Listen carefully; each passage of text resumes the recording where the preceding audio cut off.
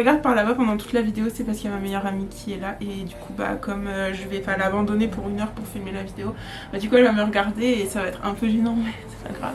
J'ai acheté un... En fait j'ai trop envie de décorer pour l'automne, mais j'ai pas de budget, du coup j'ai juste acheté une bougie et un coussin. Enfin c'est même pas le coussin en plus, à la fenêtre. Et le micro. Donc je disais que shopping d'automne, bref. Alors en plus aujourd'hui on reste dans le thème de l'automne parce que je vais vous parler de tous les livres que j'ai envie de lire, mais que je pourrais sûrement pas lire d'ailleurs parce que bah, je prépare la grecque donc j'ai le temps de rien lire. Mais du coup pour comment dire extérioriser ces pulsions de lecture inassouvissables, je sais pas si ça existe cet adjectif mais c'est pas grave, bah je vais vous en parler. Non ça va me donner encore plus envie de lire, c'est une très mauvaise idée mais c'est pas grave. Alors j'ai 1, 2, 3, 4... 5-6 livres à vous présenter. Il y en a que j'ai acheté très récemment, il y en a d'autres que j'ai depuis longtemps. C'est que des lectures un peu d'automne. Enfin, l'automne c'est vraiment ma saison préférée pour lire. Parce que, je sais pas, en été j'ai pas très envie de lire. Mais en automne par contre il fait de nouveau froid, on peut de nouveau être à l'intérieur et genre on a envie de rien faire. Et on a juste envie de lire et de regarder des séries et tout. Du coup maintenant j'ai envie de lire plein de trucs sauf que je suis en prépa donc je peux pas. That's life. C'est des lectures qui s'adaptent bien je crois à l'automne. Donc voilà, ça vous donnera peut-être des idées. Je vous ai demandé sur Instagram il y a 2-3 jours de me parler de vos livres préférés. C'est pas pour cette vidéo, c'est pour la vidéo suivante. Et en fait ça m'a donné d'autres idées aussi de vidéos, mais voilà, je ferai ça pendant les vacances. On a de la littérature anglaise, de la littérature française, de l'histoire. On a un livre qui n'est pas un classique. Donc voilà, il y a un peu de tout. Alors le premier livre que je veux vraiment lire, en fait là ça fait 2 semaines que je pense qu'à le commencer, mais il fallait que je finisse Hamlet. C'est un livre que j'avais déjà lu en 4ème pour l'école, quand on faisait la thématique du monstre. Et on avait lu une version abrégée je pense, parce que je me rappelais pas qu'il était aussi énorme. Donc là j'ai vraiment trop envie de lire la version complète et en anglais aussi. Et c'est Dracula de Bram Stoker. Pile dans le thème Halloween et tout ça, et c'est aussi un peu... Dark Academia j'ai envie de dire parce que on suit un groupe d'amis, donc il y en a un qui est journaliste et ils doivent tous s'entraider pour vaincre le méchant vampire. Donc c'est un peu le club des 5 version vampire. Je pense que vous connaissez un peu tous l'histoire. Derrière ils disent Dracula est un chef-d'œuvre unique d'horreur et le conte de vampire le plus connu de tous, effectivement. Et ouais, ce que j'ai vraiment envie de redécouvrir un peu, c'est surtout l'atmosphère, parce que le livre il se passe en 2 fois. La première moitié elle se passe en Transylvanie, dans le château de Dracula. Et la deuxième moitié elle se passe en Angleterre, alors je sais plus si c'est à Londres. Toute la partie à Londres, je crois que je l'avais lu un peu vite, enfin elle m'avait un peu moins marquée, mais en fait c'est le moment où ils essayent plein de techniques pour tuer Dracula et l'attraper et tout. Et voilà, j'ai très envie de relire ça parce que je me rappelle pas très bien. Il n'y a pas d'ordre particulier, hein, je les présente un peu dans n'importe quel ordre.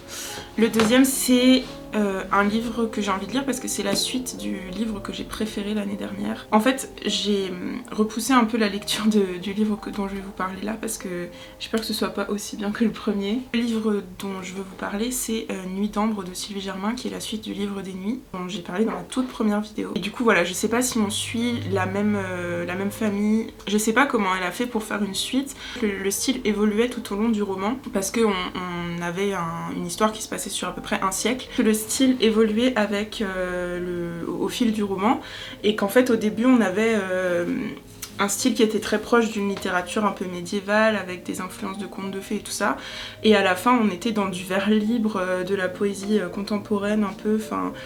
Et du coup, comme ça finissait sur un peu l'histoire la plus récente de la littérature, est-ce qu'elle va reprendre du début et recommencer avec un style au début de ce deuxième roman qui est de nouveau un peu plus inspiré de littérature médiévale ou en tout cas plus ancienne, ou est-ce qu'elle reprend à la littérature contemporaine, elle reste là-dedans. Je vais vous lire rapidement la 4ème de couverture. Le premier mort de l'après-guerre est un enfant, petit tambour, tué dans la forêt au cours d'un accident de chasse. Et cette enfance qui a perdu son corps se fera don, un don obscur de douleur et d'espoir aux vivants et aux morts à venir, ainsi qu'aux arbres. Un grand tif se met en marche pour prendre racine sur sa tombe. Le tourbillon de baies que sèmeront ses branches emportera Pauline, la mère et le père Baptiste, s'effacera doucement au fil des larmes sans fin, versées par son corps qui sans elle ne peut vivre. Alors le second fils, Charles Victor, dit Nuit d'ambre, livré à l'abandon, se voudra habité par la colère et la haine. Le roman est l'histoire de son voyage au bout du mal, jusqu'à ce que, comme Jacob dans la Bible, il soit enfin terrassé par l'ange. Après le livre des nuits, Sylvie Germain nous offre ici une œuvre foisonnante d'épisodes étranges dont chaque page semble traversée par un souffle d'apocalypse et où, comme le dit Schelling, la vérité redevient fable et la fable vérité. J'ai très envie de le lire parce que c'était une méga bonne surprise l'année dernière, j'avais jamais lu Sylvie Germain et j'ai adoré. Ensuite le troisième livre, c'est Frankenstein de Mary Shelley. Je l'ai lu, je sais pas, il y a 4-5 ans, la première fois. Je l'avais lu sur mon téléphone, donc j'avais pas pu annoter, je l'avais pas lu de manière très consciencieuse, je lisais ça dans le train. Là, cette fois-ci, j'aimerais bien le relire, mais vraiment en l'annotant bien, en repérant tous les phénomènes d'intertextualité, et puis j'en sais un petit peu plus sur Mary Shelley, le contexte d'écriture du roman. C'est une de mes histoires préférées, Frankenstein. Si on me demandait de recommander un livre à tout le monde, je dirais Frankenstein, parce que c'est palpitant comme roman, enfin il se passe plein de trucs, c'est bien écrit, et en même temps pas trop compliqué à lire. Ça parle aussi d'un peu le shift qu'il y a eu, enfin le renversement qu'il y a eu dans l'utilisation des connaissances scientifiques au 19e. On a voulu commencer avec le positivisme, à contrôler la nature, à l'utiliser pour notre propre intérêt, à considérer le monde comme des ressources dépourvues de vie, de sacré, etc. Et il y a un peu de ça dans l'entreprise du Dr Frankenstein. Il y a plein de questions super intéressantes et en même temps c'est super palpitant, c'est trop bien écrit. J'avais vu, je crois que c'était en 2020 quand il y avait eu le confinement d'hiver, il y avait la chaîne du Théâtre National de Londres qui passait des pièces en direct sur YouTube. Et il y avait Frankenstein avec Benedict Cumberbatch dans le rôle de la créature. C'était trop bien, c'était vraiment trop bien. Et ça m'avait encore plus donné envie de le lire, donc il est grand temps que je le fasse. Mais bon, comme dit, je sais pas si j'aurai le temps, on verra. Il est pas très long, ça peut se faire. Mais comme je vais l'annoter, bon, on verra. Ensuite, le prochain livre, c'est un livre que j'ai acheté là il y a 2 jours, je crois. Et j'en avais jamais entendu parler. Je l'ai acheté d'occasion, il est un peu tout cassé, mais c'est pas grave, j'aime bien. Et en fait, c'est The Shadow of the Wind de Carlos Ruiz Zafón. J'ai déjà entendu parler de cet auteur, mais je connais pas du tout ce livre.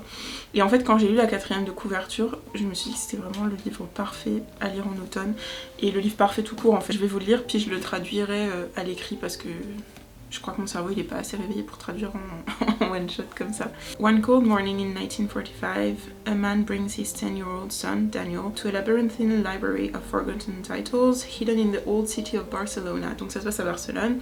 On a une librairie secrète un peu, tout ça, avec que des livres oubliés. Et Daniel, le gamin, il choisit un livre qui s'appelle The Shadow of the Wind, donc comme celui-ci. Il a été écrit, ce livre, par un certain Julian Carax. Daniel y grandit et il se rend compte que il y a plein de gens qui s'intéressent à ce livre et en fait il va devoir s'intéresser à la vie de Julian Carax et il y a tout un mystère qui entoure la mort de l'auteur, etc. Donc voilà, ça a l'air trop bien. J'ai pas lu beaucoup de livres qui se passent dans les années 40 en plus. La couverture holographique, je suis pas méga fan, mais par contre j'aime bien la photo qu'ils ont prise avec l'espèce de feu rouge ou de lampadaire. Non, c'est un feu rouge. Ça me rappelle un peu les couvertures de Sherlock Holmes. Je sais pas pourquoi. Pas. Ensuite, le livre suivant, c'est un livre que j'ai acheté à Édimbourg. En fait, j'ai déjà une copie chez mes parents dans les Oxford Classics, là, les blancs. Je voulais absolument ramener un livre d'Édimbourg par un auteur écossais et du coup j'ai pris Kidnapped de Stevenson. Je l'ai trouvé d'occasion, je sais pas, il m'a coûté genre 8 pounds. Il est trop beau, il y a des illustrations dedans et en fait c'est un roman d'aventure, ça se passe pendant ou juste après les révolutions jacobites, donc au 18e siècle, moitié du 18e siècle en Écosse, et on suit David Harbour qui, il me semble, est un jacobite. Donc en fait les jacobites, pour résumer, ils se battaient pour le retour du prince Charles sur le trône d'Angleterre. Ils voulaient le retour d'un roi catholique et de Bonnie Prince Charlie. Ils ont essayé de marcher sur Londres, ils sont arrivés jusqu'à Londres d'ailleurs. Ça n'a pas marché et donc c'est une révolution un peu abandonnée et les jacobites après ils ont été traqués par les anglais et tout parce qu'évidemment ils remettaient en cause le pouvoir, tout ça. Voilà, c'est ce qui se passe dans Outlander. Dans les 2 premières... Non, la première... Si, les 2-3 premières saisons en fait. Et le personnage principal, David Harbour, est enlevé par des pirates et du coup il faut qu'il retourne en Écosse. Stevenson, il aime bien les histoires de pirates, c'est aussi lui qui a écrit L'île au trésor. J'ai trop envie de le lire. En plus, je sais pas, les livres en hardback comme ça, t'as trop envie de les lire le soir avec un thé. Et genre, c'est pas le truc que t'emmènes dans le métro, c'est le truc que tu te poses vraiment et tu lis pendant 2 heures et t'es plongé dans l'histoire. Donc voilà. très envie de lire ça. Et le tout dernier livre, c'est un livre d'histoire. C'est un livre d'histoire qui retrace l'histoire de la sorcière et de la perception de la sorcière par la société.